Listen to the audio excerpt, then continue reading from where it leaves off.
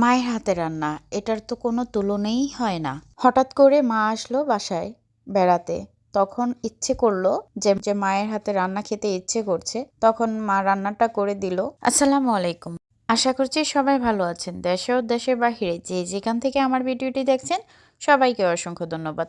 একটি লাইক দিয়ে পুরো ভিডিওটির সাথেই থাকবেন অনুরোধ রইল। চলুন তাহলে দেখে নেন আমার মা কিভাবে এই চিকেন রেসিপিটা রান্না করে নিয়েছে কোনো রকম ঝামেলা ছাড়া।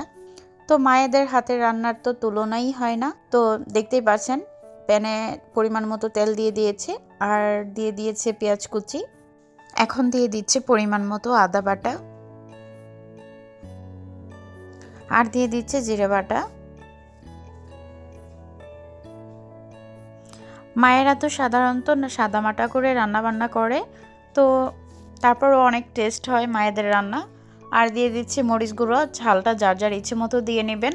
আর দিয়ে দিচ্ছে হলুদ গুঁড়া আর দিয়ে দিচ্ছে ধনিয়া গুঁড়া,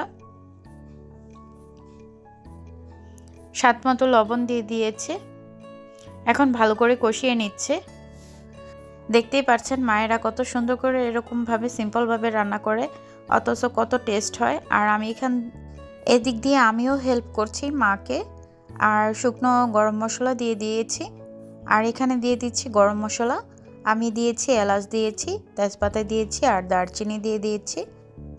নেড়েচেড়ে কষিয়ে নিচ্ছে, দেখতেই পাচ্ছেন।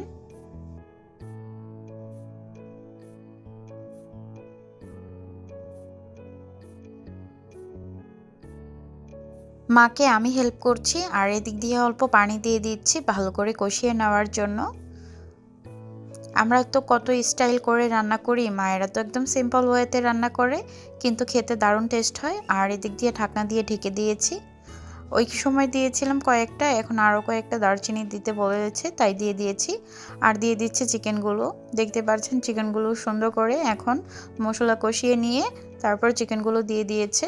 এখন চিকেনগুলো ভালো করে কষিয়ে নেবে।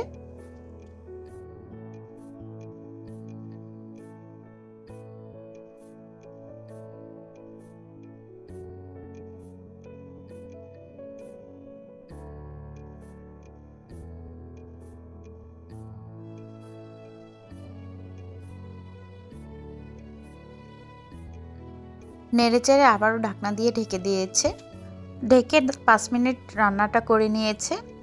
দেখতে পাচ্ছেন একটু টেস্টি সল্ট অ্যাড করে দিচ্ছে। আবারও ঢাকনা দিয়ে ঢেকে দিচ্ছে। এভাবে করে আর 2-3 মিনিট জাল করে নিয়েছে। আবারও ঢাকনাটা তুলে নেড়েচেড়ে দিচ্ছে।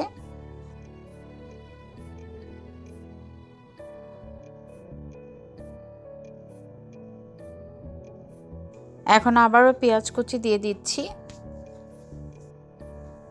এখন আবার ঢাকনা দিয়ে ঢেকে দিচ্ছি। 2-3 মিনিট রান্নাটা করে নিচ্ছি ঢাকনা দিয়ে ঢেকে।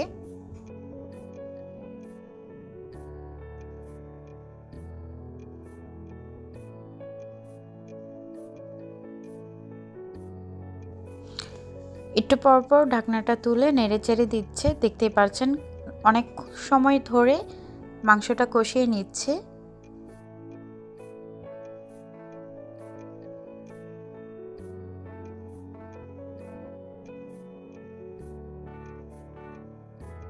কষানো শেষ পর্যায়ে এখন আমি পানি দিয়ে দিচ্ছি, যেহেতু মাকে রান্নার কাজে আমি হেল্প করছি। আর দিয়ে দিচ্ছি কয়েকটা কাঁচামরিচ, দিয়ে ঢাকনা দিয়ে ঢেকে দিচ্ছে। আবারও ঢাকনাটা তুলে আমি এখানে 2 চির লেবুর রস দিয়ে দিয়েছি। মা বলছে এখানে লেবুর রস অ্যাড করে দিতে, তাই এখানে আমি 2 চির লেবুর রস দিয়ে দিয়েছি। আর এদিক দিয়ে মা নেড়েচেড়ে দিচ্ছে।